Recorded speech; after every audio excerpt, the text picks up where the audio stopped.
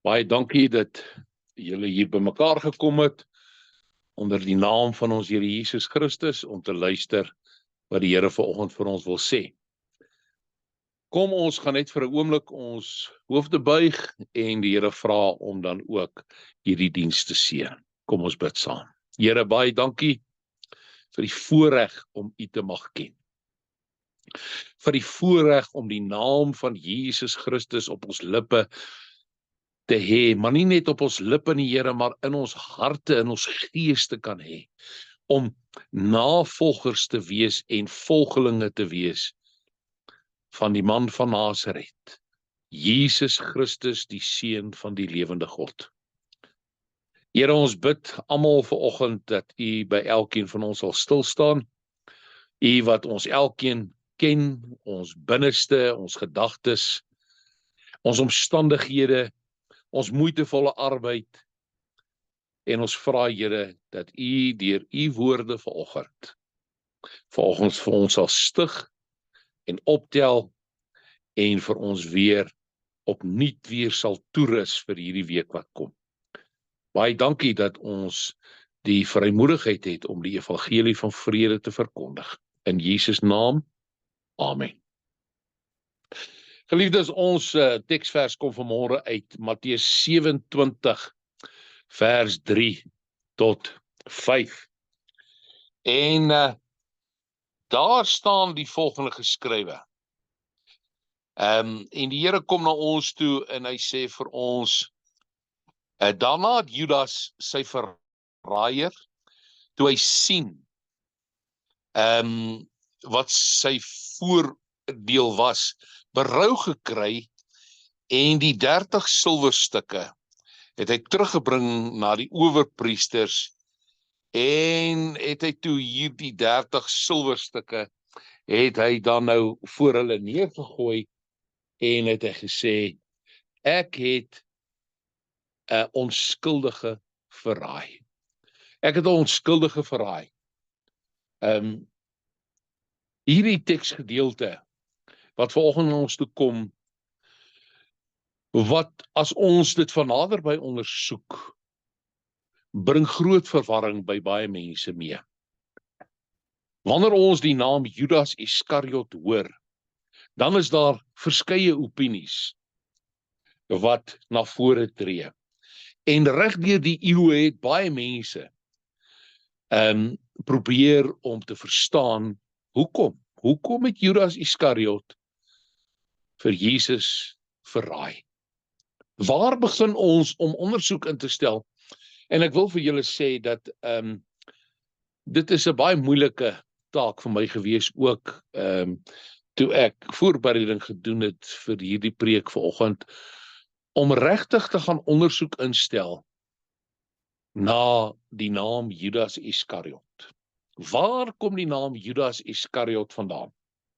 Kom ons gaan kyk 'n bietjie na sy naam, wat dit beteken. Judas Iskariot, een van die disippels, die 12 disippels van Jesus Christus, is dikwels verskeie name genoem.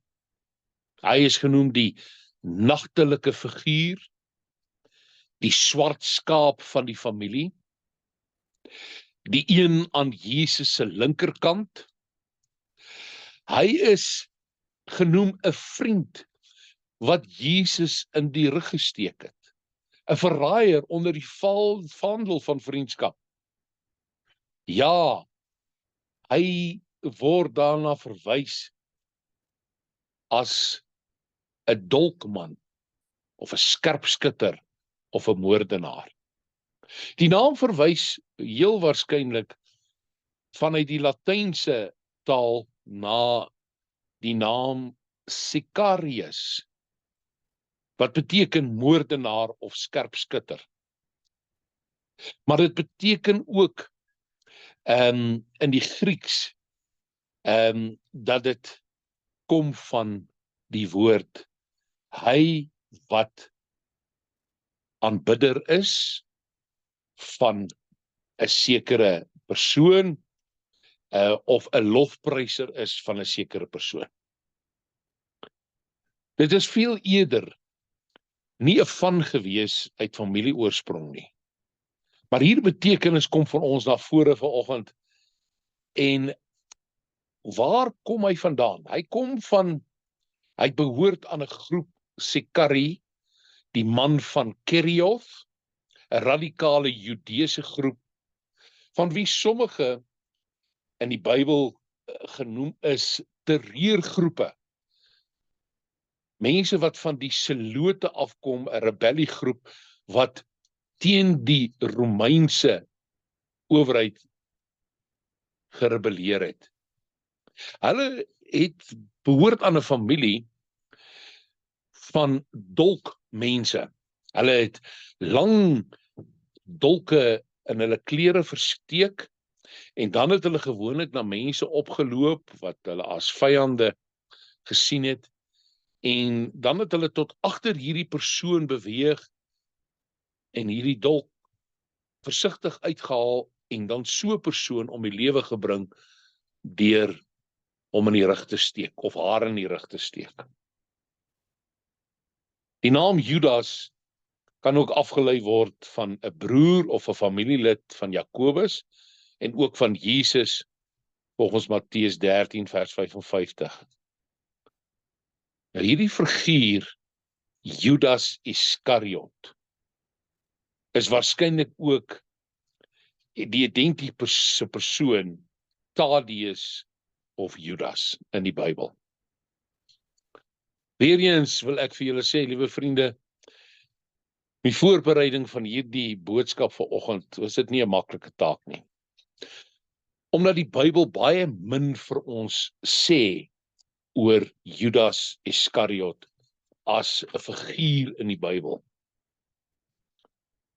Wat vir my die hartseerste was, is die uitkoms van hierdie voorbereiding wat ek gedoen het. En daarin het ek gesien, vir my en jou vandag, die boodskap, die grootste bedreigings vir die kerk van die Here Jesus Christus vandag, die grootste bedreiging vir God se mense vandag, is dat die bedreiging kom nie van buite die kerk nie, maar juis van binne. In die lofprysing en die aanbidding waarmee ek en jy elke dag van ons lewe besig is dit die grootste gevaar wanneer hierdie lofprysing kom van mense wat passief geraak het binne in die kerk. Hierdie lofprysing en aanbidding binne in die kerk het net 'n lippediens geword en kom nie vanuit die hart en die siel en die gees van mense nie. Ons sien dat binne in die kerk doen mense belydenis, maar dit is net veldiep. Dit gaan nie tot binne in die siel van die mens wanneer hulle waarlik berou het oor hulle sonde nie. En in die kerk van die Here Jesus is daar baie mense wat in die naam van Jesus volgelinge is. Maar dit is 'n vals disippelskap. Mense wat die Seun van God nie in gees en waarheid aanbid nie. Dit is 'n statusposisie binne in die kerk. Ek gaan kerk toe om my gewete te sus. Dit is die groot gevaar van die boodskap van Judas Iskariot in die Bybel. My liewe vriende, om Jesus te volg en in sy voorbeeld en voetspore te loop, is nie maklik nie. Dis eintlik skokkend as ons kyk na sekere uitsprake in die Bybel en wanneer ons kyk na mense se motiewe oor hoekom hulle vir Jesus volg. Hier kry ons vir Judas Iskariot, een van die 12. Ons sien in Lukas 6 vers 12 dat voordat Jesus die 12 disippels gekies het, het hy 'n hele nag lank gebid en sy Vader se raad gevra en antwoord gevra. Het Jesus 'n fout gemaak om vir Judas te kies as een van sy disippels? En dan is die antwoord 'n baie duidelike nee. Want die antwoord wat sy Vader vir hom gegee het, in sy vraag in hierdie gebed, Here, gee vir my die regte mense wat my kan volg. En het die Vader vir hom Judas Iskariot se naam gegee. Jesus het nie 'n fout gemaak nie. Jesus het vir Judas gekies en vir die ander disippels gekies. En ons sien dit in Markus 3 vers 14 om naby aan hom te wees. Hy het die 12 aangestel om naby aan hom te wees, om hulle dan uit te stuur om te gaan preek. En so in daardie gebed van Jesus vir die 12 disippels en vir elkeen wat vir die volgende 2000 jaar en tot en met die koms van Jesus Christus deel van sy kinders sal wees, sy koninkryk sal wees, sy volgelinge sal wees, was my en jou naam ook gewees van die Vader. Het Jesus 'n fout gemaak om vir my en jou te kies as volgeling, as kind van Jesus Christus, as deel van hierdie elite korps van mense om die evangelie van vrede te verkondig? Want ek en jy het ook op 'n stadium in ons lewe die woorde gehoor van iemand, miskien 'n Sondagskool-tannie of 'n kinderkraans tannie of 'n pa of 'n ma of 'n oom of 'n tannie of wie ook al of 'n predikant wat sê, kom en sien. Ek nooi jou uit om te kom sien wie Jesus Christus is. En so nooi ek en jy ook mense uit om te sê, kom sien, kom en kyk saam met my. Kom ons gaan eet saam met Jesus, kom ons reis saam met hom, kom ons leer van hom, sy waardes, sy karakter, sy lewe, sy opofferings. Dit wat hy in die kruis op Golgotha vir ons gedoen het, die wonderwerke, die leringe. Jesus het vir my en jou ook, net soos die 12 disippels, met die hand uitgekies. En so, net soos Judas deel geword het van Jesus se bediening, volgens Handelinge 1 vers 17, waar Judas as disipel en as volgeling ook vir siekes gebid het om gesond te word, en het hy ook demone uitgedryf uit mense uit. So kom die boodskap na my en jou toe ook vandag, waar ons deel is in Jesus se bediening, wat hy op aarde vir ons kom wys het. Ons sien dat net soos Judas, volgens Johannes 11 vers 16, bereid was om vir Jesus te sterf. Ons sien die disippels was bang om na die ander kant toe te gaan, en toe sê Thomas, laat ons gaan en sterf saam met Jesus. Daai bereidwilligheid. Jesus is deel van daardie groep, en omdat ek en jy ook vir Jesus Christus gekies het vandag, my broer en suster, is ons ook deel van daardie groep om te sê, ja Here, ek is ook bereid om vir u te sterwe. Net soos wat Judas Jesus van naby volg, volgens Johannes 18 vers 2, elke oomblik weet wat Jesus sê en wat hy doen en waar hy is, so in ons Bybelstudie en in ons luister na preke en ons saamgesels met vriende en vriendinne oor die Here Jesus Christus en wat hy doen, en soos ons ook naby aan Jesus, net soos wat Judas was. Ons sien dat Judas Iskariot was ook een aan Jesus se linkerkant, met die laaste maaltyd daar in die bokamer, in die bovertrek, toe Jesus die nagmaal ingestel het, Johannes 13 vers 24 tot 25 sê dit vir ons. Wanneer ons na die orde kyk van hoe Jesus hulle gesit het by daardie tafel, dan sien ons Jesus in die middel. Aan Jesus se regterhand langs hom was Johannes, die geliefde disipel, en langs hom was Petrus gewees. En dan vra Petrus die volgende en hy sê, Here, wie is dan die een wat verraai, wat u gaan verraai? Nadat Jesus gesê het, ek het julle gekies as my disippels, maar een van julle gaan my verraaier wees. En ons sien ons dat Jesus se antwoord in die volgende vers 26 sê, aan hom wat ek gee, die brood wat ek in die sous gedip het.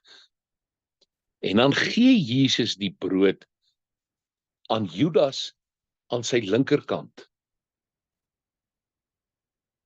Hy het nie oor iemand geleen volgens die Bybel.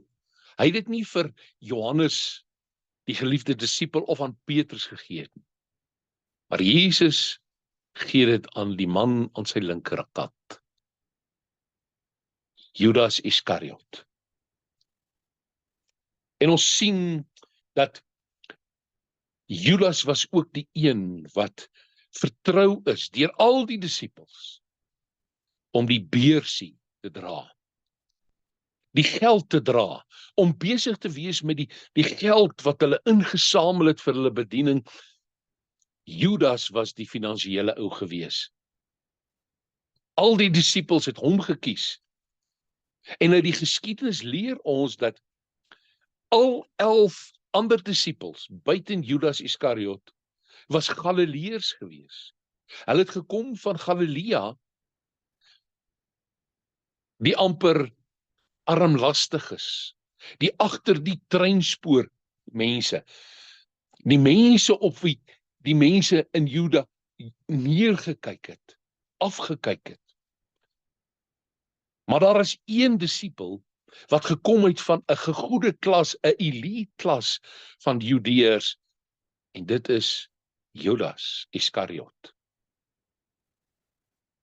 Daar was Matteus wat 'n belastinggaarder is, 'n man wat syfers geken het. Hoekom het hulle nie van Matteus geken in die saak om die beursie te dra nie? Want Judas is 'n man wat vertrou is deur sy vriende en mede-pelgrims. Hulle het hom vertrou dat hy die saak rondom die finansies die beste sou kon hanteer. Daar is 3 beginsels wat ons sien uit Judas se lewe. Hy het deelgeneem, maar was nie deel van Jesus se familie nie. Om deel te wees van 'n kerk, om 'n lidmaat te wees van 'n kerk, van 'n groep mense is baie maklik. Maar om waarlik familie te wees, dit is baie moeilik. Ons sien dat Judas het deelgeneem. Hy was een van die disipels gewees wat die mandjies gedra het toe die 5000 en 7000 mense gevoed is. Hy was 'n lid, maar hy was nie regtig 'n volgeling gewees nie, want die Bybel gee vir ons die boodskap deur dat hy nie regtig verstaan waaroor dit gaan nie. En so kyk ons vandag ook na die kerk en ons sien daar's baie lidmate in die kerk. Maar daar is baie min volgelinge van Jesus Christus. Jesus het dit self gesê. Hy sê die oes is groot, maar die arbeiders is min. En wanneer ons juis na die verval van die kerk vandag sien, dan sien ons dat Jesus soek aktiewe volgelinge, aktiewe disipels, juis in die laaste tyd, voordat hy terugkom na die aarde toe om ons te kom haal. En daar is min arbeiders wat deel is van die ware familie van Jesus Christus. Ja, mense neem deel, maar hulle is nie deel van nie. Ons sien ook dat Judas Iskariot het simpatie gehad maar hy was nie opreg nie, hy het nie empatie gehad, terwyl hy 'n volgeling van Jesus Christus was nie. In Johannes 12 lees ons van die vrou wat na Jesus gekom het, en sy het met haar trane, het sy Jesus se voete gewas, en met haar hare het sy Jesus se voete droog gemaak, en toe het sy van hierdie baie duursame nardesolie gevat, en sy het dit op Jesus se voete aangebring, en hom geseën, met die geur van daardie olie.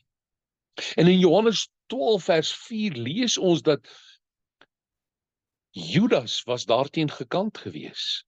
Judas het 'n probleem gehad, en sy woorde was gewees is, dit is 'n absolute verkoosting, hoekom kan ons nie die olie verkoop het en aan die armes gee nie, die geld nie.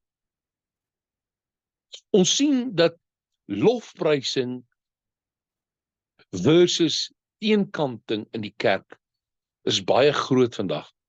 Daar is baie min mense wat Jesus loof en prys en hom seën soos hierdie vrou, maar daar is baie teenkanting in die kerk van baie mense. Mense het simpatie, maar wanneer dit regtig kom by die opregte gedeelte van wanneer ons na mense kyk, is daar baie min mense wat verstaan. Ons sien dat mense se motiewe kan ons in twyfel trek. In Matteus 26 lees ons dieselfde gedeelte, maar hier sien ons dat al die disippels was teen hierdie lofprysing van hierdie vrou gekant gewees. In die kerk sien ons dat mense se motiewe is nie suiwer nie, en dit kom eintlik neer op gierigheid. Geliefdes, 'n suksesvolle bediening is nie hoeveel geld daar in die kerk inkom nie, watter mooi geboue ons het nie, of die aantal getalle wat in die kerk is nie. Mense verstaan hierdie beginsel nie. Iemand het 'n boek geskryf, breek die drade af en wys vir die skape waar die drinkputte is. Ons bou grense, ons bou kerke. Dis my kerk, kyk hoe mooi is my kerk, kyk hoe vol is my kerk, kyk hoeveel geld het ons gemaak. Ons weet nie eens wat om met die ekstra gelde te maak nie. Maar 'n paar kilometer van ons af is daar broers en susters wat honger is, en wie se kerke toegemaak word as gevolg van die feit dat daar nie geld in die kerk is nie. Ons verstaan nie die beginsel nie van om waarlik opreg te wees in ons volging van Jesus Christus.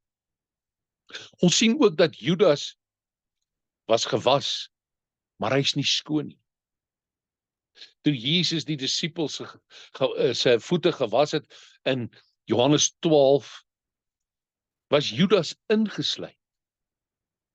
En daardeur het Jesus vir hom gewys, Judas, ten spyte daarvan dat ek weet dat jy my gaan verraai, wil ek nog steeds vir jou sê, ek is lief vir jou, en ek gee om vir jou, en ek wil jou seën, ek wil jou voete was, ek wil jou skoon maak. En daar, terwyl Jesus Judas se voete gewas het, was dit alreeds in sy hart gewees, en sy beplanning gewees, om Jesus as 'n dolkman, om hom in die rug te steek en hom te verraai. Johannes 13 vers 21. Judas kies die nag in plaas van die lig. Daarom word hy ook die figuur van die nag genoem. Die lig wat vir ons simbolies is van om naby Jesus te wees, naby aan die waarheid te wees, naby aan sy woord, aan sy familie te wees. Toe Judas hierdie brood neem van Jesus af, het hy geweet dat Jesus weet dat hy die verraaier is. En het hy besluit om te vertrek van Jesus af. Daardeur besluit hy om uit die lig uit te gaan en die duisternis te omarm van die nag. Hy het as ware geestelik weggetrek van Jesus af en van die waarheid en van geregtigheid en van die pad van God af. Hierdeur sien ons hoe geestelik blind Judas was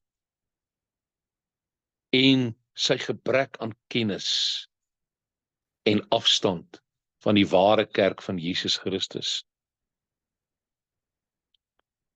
Daar is so baie mense wat geestelik arm is, in duisternis is, in onwaarheid is, wat in die kerk sit, wat steeds deel het aan ongeregtigheid, geestelike blindheid. Die Judasse van die Bybel, die wat 'n gebrek aan kennis het, al is hulle binne in die gemeenskap van gelowiges. In 2 Konings 5 vers 25 lees ons daardie bekende vraag wat die profeet Elia gevra het vir Gehasie. Hy vra vir hom, waar kom jy vandaan, Gehasie? En Gehasie antwoord, ek was nêrens heen nie. Ons weet nie regtig wie ons broers en susters in Jesus Christus regtig is en waarmee hulle besig is nie. Ons sien mense. En daarom is daar 9 interessante feite oor Judas wat aan ons bekend is. Ons sien dat Judas is persoonlik gekies deur Jesus as 'n apostel, nes ek en jy. Ons sien dat hy het gekies om alles te los en Jesus te volg. Vir 3,5 jaar lank, sê die Bybel, het hy saam met Jesus gereis oor die lengte en breedte van Israel en was hy deel gewees van hierdie binnekring van Jesus se disippels, se Jesus se apostels. Ons sien ook dat Judas het al die wonderwerke van Jesus Christus in persoon gesien. Hy het gesien hoe Jesus mense gesond maak en wat Jesus gedoen het en hy het selfs deel gehad daaraan. Hy het al Jesus se bekende leringe en preke het hy gehoor.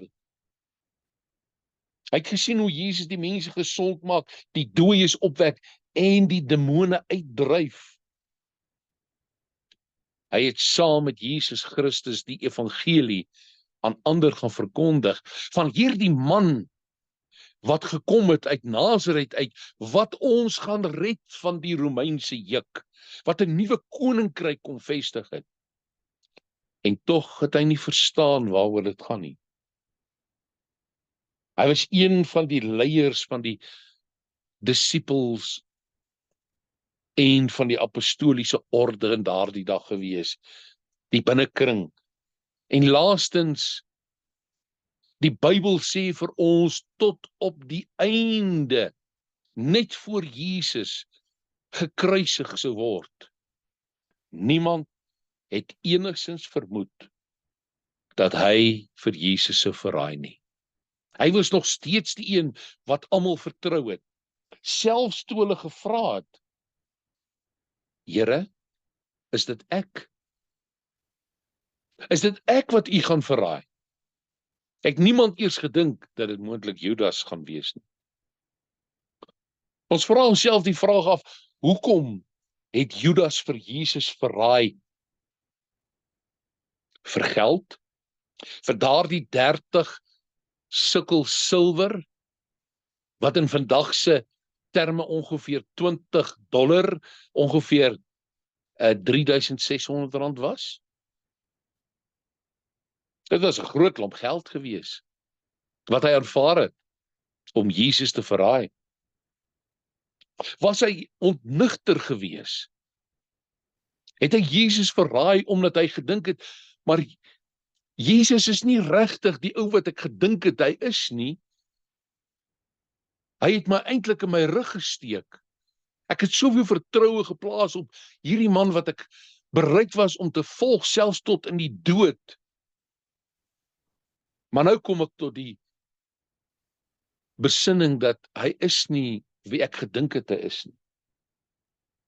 Of was Judas net eenvoudig bang en bevrees gewees omdat hy die stormwolke gesien het wat besig is om te vorm in die laaste dae, hoe nader hulle aan Jerusalem gekom het.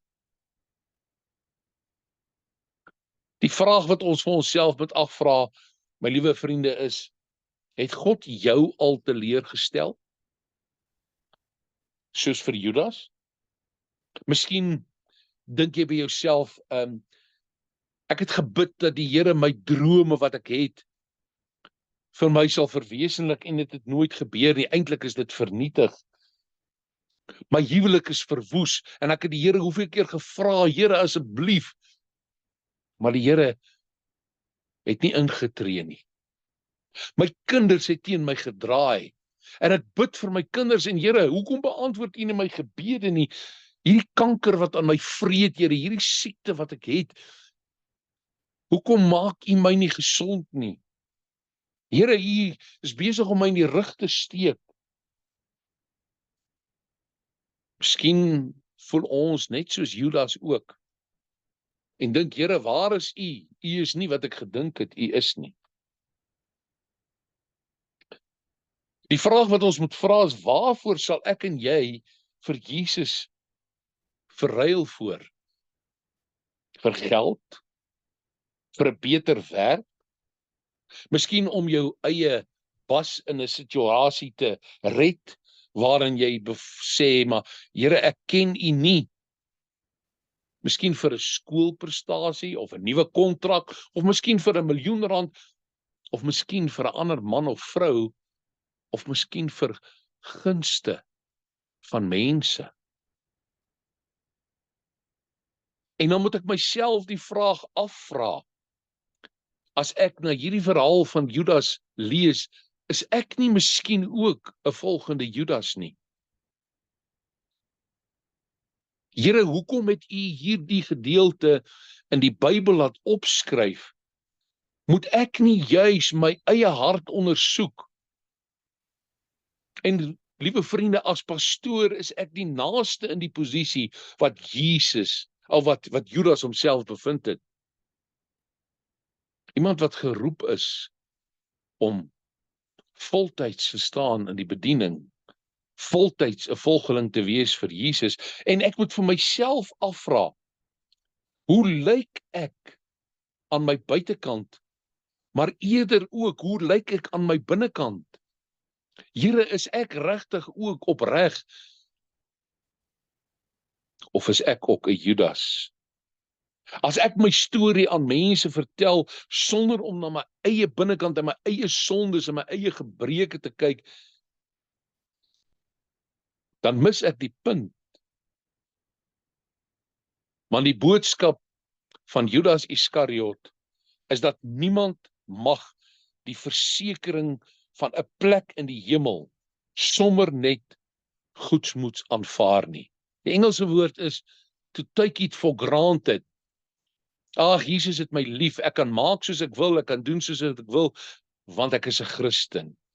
My plek in die hemel is verseker. En hier sien ons in die Bybel, in Handelinge 1 vers 16 en 17, waar Petrus baie duidelik gesê het, Judas het die Here Jesus verraai, en hy is na die plek toe waar hy behoort. Judas is al vir 2000 jaar lank binne in die hel, omdat hy nie opreg in sy hart was nie. Nie 'n ware disipel, 100% vir die Here Jesus was nie. My liewe vriende, die storie van Judas Iskariot is opgeskrywe vir baie redes. En daarom moet ek soos die disippels ook vra. Een van julle gaan my verraai. En dan moet ek as 'n disipel vra, Here, is dit ek? Die Here vra dat ons vanmôre opnuut weer ons harte sal ondersoek, sonder om gedurig te twyfel oor ons kindskap. Gedurig te twyfel oor ons bekering en wedergeboorte. Want 'n ware kind van God weet, ek is op pad hemel toe, omdat Jesus Christus die prys vir my sondes betaal het. En daarom het ek my lewe oorgegee. En alhoewel ek gebreke in my lewe het, en alhoewel ek sondig elke dag, is my bekering nie net veldiep nie. Is my belydenis van sondes nie net 'n lippetaal nie, maar dat ek waarlik berou oor wat ek doen, en los ek dit, omdat Jesus Christus met sy kosbare bloed daarvoor betaal het. Steek ek ook vir Jesus in die rug? Verraai ek hom ook? Verraai ek ook my mede pelgrims op hierdie pad na die hemel toe? Dis die vraag wat ons moet afvra oor die verhaal van Judas Iskariot. En dis hoekom ek gesê het, vir my, toe ek hierdie boodskap voorberei het, en toe ek hierdie naam Judas Iskariot ondersoek het, was die uiteinde vir my hartseer, as ek na die kerk vandag kyk, as ek na die disippels van die Here vandag kyk, na die arbeiders van die Here vandag kyk, na my eie lewe kyk, en moet ek myself die vraag afvra, dolkman, verraaier, moordenaar, sluipmoordenaar, iemand wat onder die vaandel van vriendskap nie eerbaar en opreg is nie. Kom ons bid en vra dat die Here waarlik vir ons hierdie boodskap vanoggend ook sal seën. Here Jesus, ons staan vanoggend voor U naak, met ons siel en ons gees en ons lewe voor U oop. Ek weet waarvan het U my gered. Ek weet uit watter sonde, poel, modder, slote U my uitgered het, Here. Ek weet vanmôre as ek terugkyk, dan verdien ek nie U genade nie. Maar kan ek myself net beroep op die soenverdienste, die versoening van Jesus Christus, die bloed van die Lam van God, die lewe van die Seun van God, wat my skoon gewas het. Ek verdien dit nie, Here, dit is net genade. En daarom bid ek dat U my sal help om nie 'n verraaier te wees van die evangelie nie.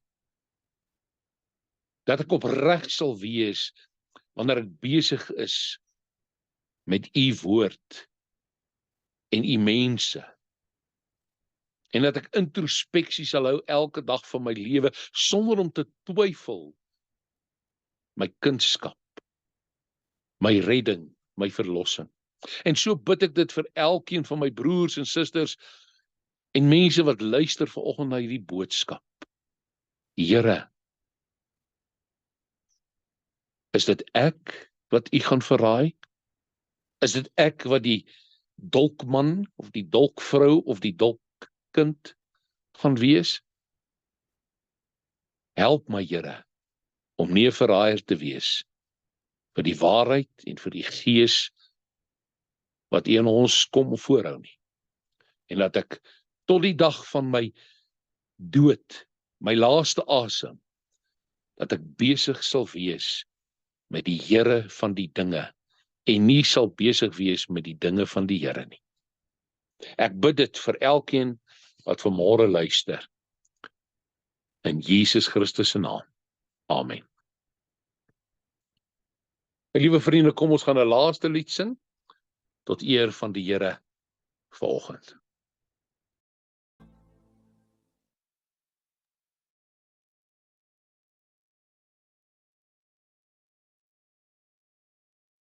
My liewe vriende, ek wil julle graag hierdie week instuur met die volgende gebed.